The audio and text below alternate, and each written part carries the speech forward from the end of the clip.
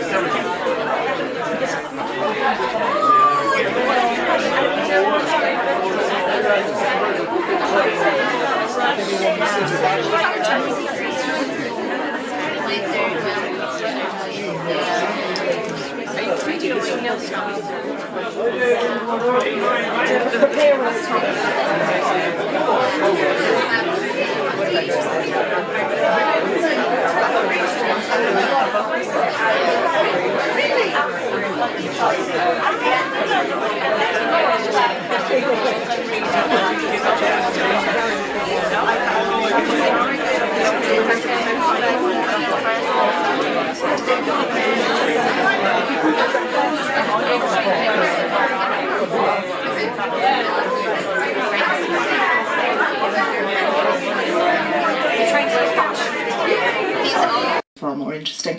And I had a look at the book trailer, and it was a book trailer for her book Mousetrapped, and it was brilliant. It was really good, it was really entertaining, and it was really fun. And so when the book came out, I was one of the first people to order it, and I think you sent that out yourself, didn't you? Came in the post from you by your kind of fair hand, and right in my kitchen, and I opened it and I started reading, and I read about a page, and I emailed her and I said, have you written any fiction, because you've got a really, really strong voice. Just to give you sort of a bit of background, I run a website called writing.ie, but I'm also a literary scout, so I work with agents in the UK, and I'm always looking for new talent. I work with about 5 or 6 agents in the UK, and we've placed some really big books. So every time I read something and I find a really, really strong new voice, I'm really, really excited. And I absolutely adored Mousetrapped, so I know you're supposed to be buying distress signals tonight, but just if you haven't got Mousetrapped, get it, okay guys? It was just brilliant. I loved it. So I emailed her straight away and said, look, have you got this? Anyway, and our relationship began, and we worked on a couple of different books together, I introduced her to Penguin, and we had a bit of a chat with Penguin, didn't we? And they gave you a job instead of publishing your book. Well, it's like Lesser of the Two Evils, really, isn't it? But it was fantastic, and she has a really, really strong voice. But the other thing she has, and I can see a woman looking at me from this, you can't see it, but Hillary Clinton is looking at me as I'm speaking here. Catherine Ryan Howard is a very, very strong lady who has a very, very clear idea about what she wants to achieve in life. And once she decided that she wanted to write a book and get it published and do it properly, well, not properly, but through the whole traditional publishing process, she absolutely had her sights set on that. And in fact, the whole Penguin experience, I think, was very useful, because she learned then that way what she'd done in Mousetrapped, and they realised how great she'd been in terms of what she had achieved self-publishing, and how good she was at it, and obviously they wanted her to come and give them her skills. So she was able to bring all of that to the picnic, as well as the writing. But as any of you will tell you, or anybody who writes here will tell you, fitting writing in with life and jobs and studying, because now she's in Trinity. I shot dead. Trinity. It's tricky. So she's been beavering away, but she's come up with an absolutely cracking concept. And really, one of the key things, I suppose, about writing and attracting a publisher and all those other things that go with it is coming up with an amazing concept. And distress signals. I know it's not easy. It's a hard one. Has an absolutely cracking concept at its core, and I'm sure you're all familiar with that. And Catherine's going to tell you a little bit about that herself. But it really is an absolutely gripping book, and as John was saying, you really absolutely, you turn the pages and you can't put it down until the end, and that's crucial, and it's not easy to achieve. It takes. We're standing in a bookshop here, and there's books all around us. Each of these books has taken a year for somebody to write, okay? So that's how long it takes to write a book. So you can imagine every single shelf has years of people's lives. So bookshops are incredible places, but writers are incredible people. So I'm going to pass you over to Catherine Ryan Howard, who is our incredible author this evening, has done an amazing job. She's got a whacking deal for distress signals. It's very exciting. What's going on? You don't need to know that. No, but there's other stuff. It's not just a marriage deal. She'll tell you about that now, hopefully later. But we're here to celebrate it in her hometown. So give it up for Catherine Ryan Howard.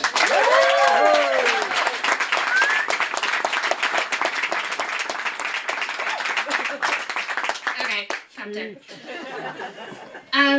So we had a launch in Dublin on Thursday night, and I actually prepared a speech for that, and then halfway through we had an incident where I started blubbing.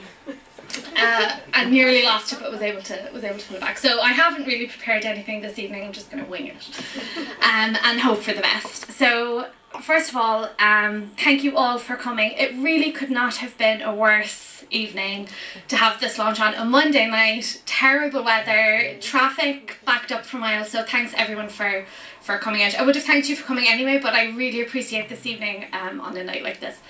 I also want to thank WaterStones for having us here this evening and for doing such a good job. I've been getting tweets and messages with pictures of the fabulous displays they've had here for the book over the last 2 days, so I really appreciate that as well. And thank you especially to Vanessa for that lovely and very generous introduction. So can we just have one more round of applause for Vanessa?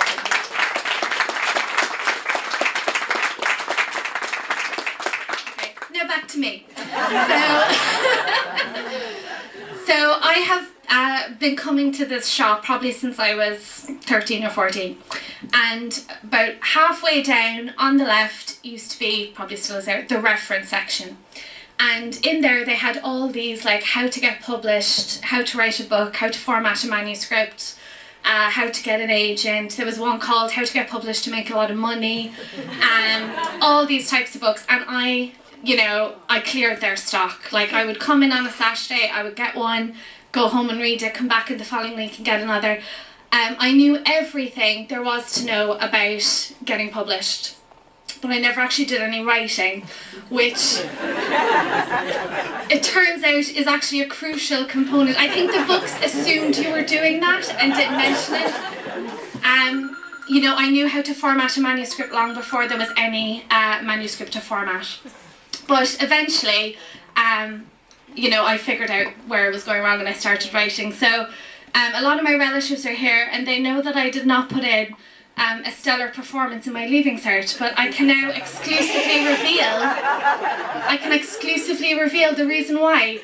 And that's because during 6th year, I tried to write a terrible book about doing the Leaving Cert instead of studying for it, because that was more fun. And I submitted it to Mercier Press, who at the time were in Douglas, and I thought, I'm in Douglas, they're in Douglas, of course they'll publish me, because that's what matters is geography. And they didn't, because you weren't at a launch in 2001, but they did send me a lovely, letter of encouragement, and I remember they said, why study science?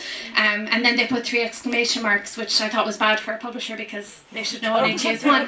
But anyway, and why study science? And I was asking myself the same thing when, a few months later, I lasted 3 weeks at university, and one of them was Freshers' Week, so technically it was 2. It's okay, because I'm there now, it's all good. Then I decided to forget the writing for a while, and I went away and I had some adventures, and it was one of those adventures that actually led to the first book I actually finished, which was Mousetrapped, that Vanessa was talking about. And that really opened up so many doors to me. I met Vanessa, I started working with Penguin, meeting with them in the first instance and then working with them, and just meeting all these writers. And it's so odd, like if you want to work in a bank or you want to be a doctor or whatever, you will meet people just in your daily life who are already doing that job. But if you want to be a writer, like I didn't meet another writer until I was 16 and Mike McCormack came to visit our school.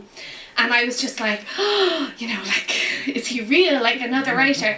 It's so difficult to actually see it as being achievable and seeing it as being real. But it's happened now. So, because my mom will be disappointed if I don't tell you this, I got the idea from a magazine article that she gave me because, and John really wants me to tell this story as well. We talked about this earlier. Mom has this habit of cutting things out for you, you know, like newspaper articles. She sends me links now because she's on the iPad. But before she used to keep the articles. And she gave me a copy of the Guardian Weekend magazine from 2011. And on the cover story was Lost at Sea by John Ronson. And I had never been on a cruise. I still haven't, but don't tell anyone that. I was totally on one for the research. And when I thought of a cruise ship, I thought of like, you know, a gleaming white ship and blue seas and blue skies and people having fun and all this. But this cover picture was so different. The ship was tiny, the sea was huge, and it was all grey and foreboding and dangerous looking. And the story inside was about the disappearance of a girl who'd worked on a Disney cruise ship, which is why Mom had, you know, in her famous tenuous link situation, had kept the article for me. But it mentioned something called the International Cruise Victims Organisation, and that just really struck me, because victims of what? I needed to know, and I needed to know why there was so many of them, that this organisation, you know, needed to exist. And so I started Googling, and you know, all the time that I was down there picking up these how to write books, I never really had a great idea. Like, I always had ideas that would maybe sustain me for 2 or 3 chapters, and finally this was the idea that, you know, I actually, well, I don't want to kind of say I sat down and wrote the whole thing, because that's not what happened, because I'm a pathological procrastinator. So there needs to be a lot of percolation time, and then, you know, finally did it. So that's where we got the idea from. That's what the book is about. The book is effectively about the fact that there are really no police at sea. I really feel that I'm getting like the colour of Ashland's right now. So, needs to wear gone, but anyway. So that's where the idea came from, and I hope that, you know, you read it and enjoy it, and then you tell like everyone you know. But don't tell anyone that you know well enough to lend a book to, because lending doesn't pay the rent. Okay? We want sales. I told that same joke in Dublin, so, you know, I'm reusing my joke. But so on Thursday there was a lot of people there, like my editor and stuff like that, and I had to thank them all. But they're not here tonight, so we don't have to really go through that again. They won't know now. So I've thanked Vanessa, I've thanked WaterStones, and I want to thank Mom, Dad, John and Claire. So I want to thank Mom for the magazine article, Dad for letting me live at home until I was about 31. On and off. I did leave sometimes, and they made me live in the box room when I came back. Yeah. I felt it was unfair, but anyway. Claire for making sure she records everything that I want to watch on Sky Plus, except for The Walking Dead, and we're still angry about that. And I want to thank John for taking the pressure off, because I'm not the only one in the family who refuses to get a real job.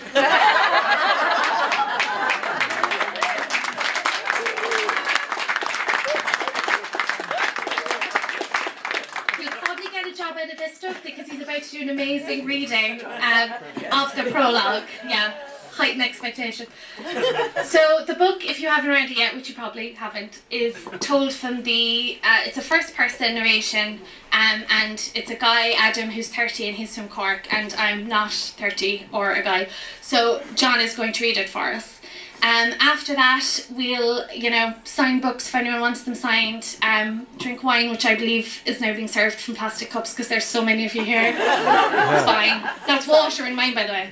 That's water in mine. So John, do you want to come up and do the reading? And I just want to thank you all again for coming. It's great to see you all here, and please tell everyone about this book. Before I decide that I'm going to. Air whistles past my ears as I plummet towards the sea. Dark, but for the panes of moonlight breaking into shards on its surface. At first I'm moving in slow motion, and the surface seems miles away. Then it's rushing up to meet me faster than my mind can follow. A blurry memory elbows its way to the forefront of my thoughts. Something about how hitting a body of water from this height is just like hitting concrete.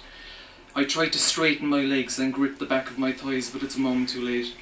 I hit the water at an angle, and every nerve ending on the right side of my body is suddenly ablaze with white-hot pain. I close my eyes. When I open them again, I'm underwater. It's nowhere near as dark as I expected it to be. Beyond my feet, yes, there is a blackness down deep, But here, just beneath the surface, it's brighter than it was above. It's clear too. I can see no dirt or fish. I twist and turn, but I can see no one else either. Looking up through the water, the hull of the Celebrate looms to my right, the lights of its open decks twinkling. I have a vague idea where in the rows of identical balconies my cabin is, and I wonder if it's possible for two the same way the moon's rays can, and that's when I see a shadow on the surface. A familiar shape. A lifebuoy. Someone must have thrown it in. I wonder what that someone saw. The edges of my vision are growing dark. Everything is cold except for the spot where my right arm meets my torso. A fire burns in there. The pressure in my chest is pushing my lungs to rupture and burst. I tell myself, I can do this. All I need to do is get to the lifebuoy. I kick, harder and stronger and quicker now somehow. Soon the Celebrate starts to grow bigger. I keep kicking. Then the moon gets bigger too. The water around me brighter still. I keep kicking. And just before I am sure that my lungs will burst, when they are already straining, ripping and preparing to explode, I break the surface. Gasping, sucking down air while my body tries to expel it. Coughing, choking, retching and spluttering. I can breathe. I'm close enough to the lifebuoy to reach out and touch it. I grip it with my right arm and throw my left, hanging limb, the elbow at a disconcerting angle. Over, but now all my weight is on one side of the buoy and it starts to flip. I realise it's only assistance, not rescue. And even though I'm utterly exhausted, I'll have to keep my legs moving just to keep my head above water. I'm not sure how long I do this for. One thing at a time. Don't panic. One thing at a time. I'm panting, hyperventilating, so my first task is to slow my breathing down. Breathe in. The right side of my face is stinging. Breathe out. My teeth are chattering. Breathe in. I can't see anyone else in the water. In the distance, off to my left, are the lights of Nice, emerging from behind the Celebrate's bow. The amber streetlights following the curve of the promenade first, and then crowded into every available space beyond. Hotels and office buildings and apartment blocks. Behind me now there is nothing but sea for hundreds of miles. The Celebrate is towering over me, a gargantuan monster, jutting out of the water and rising to 200 feet above my head. I think perhaps I can hear tinkling music drifting down from our decks. The only other sounds are my breaths and the splashes I make in the water. I try to be quiet, to be still, and listen for someone else making the same noises, or someone calling out. I hear it then, faint in the distance. I know the sound, but I can't remember what makes it. I'm trying to when I see something maybe 15-20 feet beyond my left arm, a dark shape bobbing on the surface. The noise is getting louder. As I stare at the shape, the gentle rippling of the water and the moon conspire to throw a spotlight on it, just for a second, and I catch a glimpse of short brown hair. Hair I know looks a lighter colour when it isn't soaking wet. The body it belongs to is face down in the water, and as far as I can tell, moving only because of the gentle waves beneath it. There's a blinding glare as a helicopter bursts into the sky above the Celebrate, the noise of its motor so loud now that I can feel the sound thundering through my chest. Its searchbeam begins sweeping back and forth across the water. They've come for me. My time's almost up. I wonder how they could have possibly got here so fast. Didn't they just hit the water a minute or two ago? Have I been here for longer than I think, or have they come for someone else? Above me now, the helicopter dips to hover close to the surface, kicking up waves that push me off course and splash cold, salty water in my face. I kick harder. The body disappears from view and undulating waves takes its place. I blink away a splash. The body reappears. A wave crashes over me. When I open my eyes a second time, the body is gone again. The sound is tunneling a hole in my brain. It's not above me anymore, but in me. I feel like it's coming from inside my head. Then, the grip of a hand on my arm. Everything is bright with white light now. Am I hallucinating? Is that what happens when you go into the water from several stories up, possibly dislocate your shoulder, nearly drown, then exhaust yourself trying to stay afloat and opens it? But no. There really is someone by my side. A man in a wetsuit with an oxygen tank on his back. All I can see of his face are his eyes through the foggy plastic of his mask. He lifts it up over his nose and says something to me, but the words are lost in the helicopter's deafening roar. I turn away from him and try to find the body again. I scan the surface, but I can't see it now. A bright red basket is dropping on a rope. The wetsuit man grips me under the arms and pulls me towards it. He speaks again, this time shouting right into my ear from directly behind me. This time I hear him. Is there anybody else in the water? Did you see anybody else in the water? I say nothing. I focus on the belly of the helicopter. It's navy blue and glossy. I think I see a small French flag painted on the underside of its tail. Was it just you? He shouts. Did you go in alone? We reach the basket and another wetsuit man. Together they lift me into it. I am now looking up at the night sky. It seems filled with stars. The man's face appears above mine, blocking my view of them. Can you hear me? He asks. Can you hear me? I nod. Were you alone in the water? Did you see anyone else? Above me, the helicopter's blades spin. Out of the water, the pain in my shoulder is sharper. I start to shake. All I wanted was to find Sarah. How has it come to this? No, I say finally. It was only me in the water. There is no one else. Dum dum dum!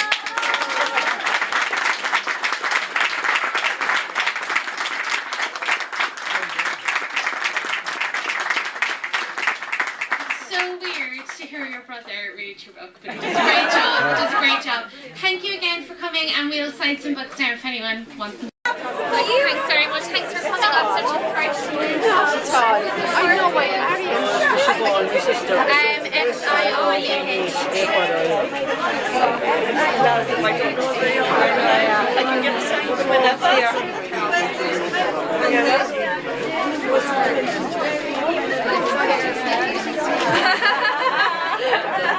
They've already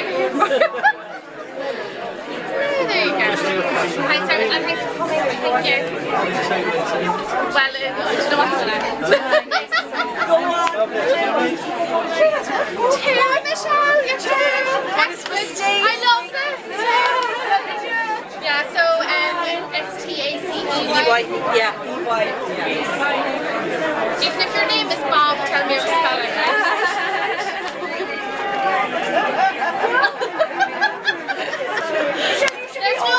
There's no point of the book cover, isn't it? Stacey. I think Stacey. The girl that works for me, Catherine, she's my stage over here. I'm going to do the answer. Well, that's amazing. Yeah.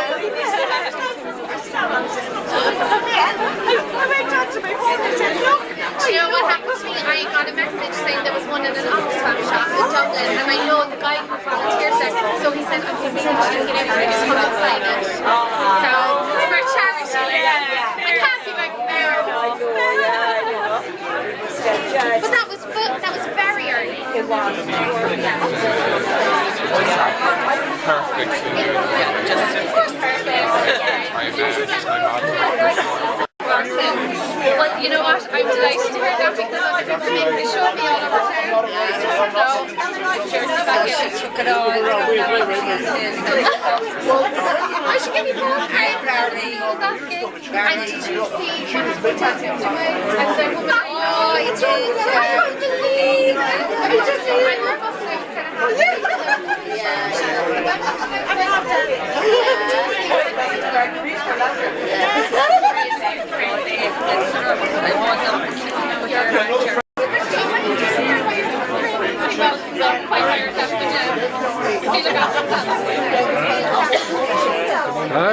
Alright, I'll be on. Alright. Fall off the chair.